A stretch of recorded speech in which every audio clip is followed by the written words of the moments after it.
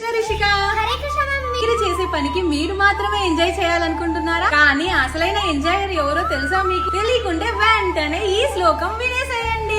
108 important shlokas లో 40వ శ్లోకం. భోక్తారాం యజ్ఞ తపసాం సర్వలోక మహేశ్వరం సుహృదం సర్వభూతానాం జ్ఞాత్వా మాం శాంతిం పృచ్ఛతి. శ్లోకంలో శ్రీకృష్ణ భగవానుడు అర్జునుడితో పలుకుతున్నాడన్నమాట. నన్ను సమస్త యజ్ఞాలకు తపస్సులకు చరమ భోక్తగాను, సకల లోకాలకు దేవతలకు పరమ ప్రభువుగాను, సకల జీవులకు ఉపకారిగాను, శ్రేయోభిలాషిగాను తెలుసుకొని నా సంపూర్ణ భావనలో ఉన్న వ్యక్తి భౌతిక క్లేశ వేదనల నుండి విడువడి శాంతిని పొందుతాడు. సమస్త మానవ కలాపాలకు శ్రీకృష్ణ భగవానుడే భగవంతుడే సమస్త లోకాలకు వాటిలోని దేవతలకు యజమాని కనుక మానవులు సమస్తాన్ని అతని దివ్యమైన సేవకు సమర్పించాలి. ఒక భక్తి యోగమే మానవునికి శాంతిని కలగజేయగలుగుతుంది. హరే కృష్ణ.